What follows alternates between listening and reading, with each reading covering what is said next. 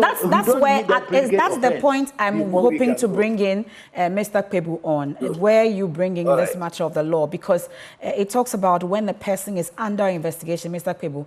But in this case, to start with, Madam Tiwa, Cecilia Dapaah was not under investigation for money laundering, to start with, at least from what the OSP tells us, is the issue about corruption, and just submitted the docket to EOCO to investigate money laundering without giving the required document, according to the EOCO, that whatever it is that would have started or commenced that investigation, they requested from the OSP and never got it, and made it impossible to even commence it, under which you are bringing this particular law of anti-money laundering. Really, maybe you can give us clarity on this. You heard EOCO. They can't go fishing when they don't have anything. OSP was supposed to give them a document. That was not given. How then do you blame EOCO for not investigating Cecilia Dapaah and the money laundering? Okay, so MFA, good question. I'll divide into 3 or 4 parts. The first part, when you say there's no investigation, I'm with Mr. Domlobo on the point that Section 1, Subsection 3 will apply. The reason we are saying so is that, yes, when OSP was investigating, it was for corruption and corruption-related offenses. But in that process, Madam Dapaah could not account for the money. And she's on, and she's been cautioned. When we say cautioned, that means that she was warned before she wrote those statements.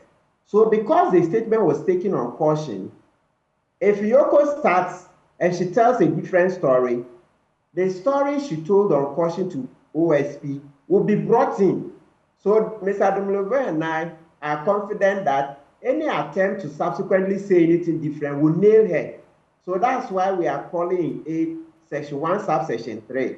Because when she was at OSP, she couldn't account, she couldn't explain the source of the money. So yet she was cleared of corruption. Yet she was cleared of corruption. At that point, the OSP is also to blame for this, isn't it? Why is it just EOCO that is on the, grinding axe for this matter? Okay, MFA, we cannot blame OSP because OSP doesn't have the mandate to investigate corruption. To investigate money laundering. Not like what Mamiti Wad did in EOCO, which doesn't have mandate to investigate corruption, and yet she did a corruption case for Amuakwata when she didn't have that mandate. A very shameful investigation, and cleared Amuakwata when Stephen Adair said Amuakwata, who was minister for roads and highways, his people were collecting bribes up to 1 million before awarding contracts. EOCO didn't have the mandate, yet they did a corruption investigation. And I'm saying that Kissi Agyebeng is not doing that. That's why he handed over.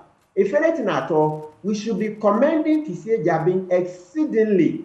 We should be giving a high round of applause to Kissi Agyebeng for blowing the whistle that, hey, this thing looks like money laundering.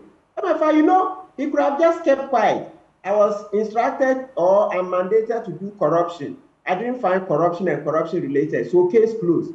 But as he was saying case closed, but he also said, but I see money laundering.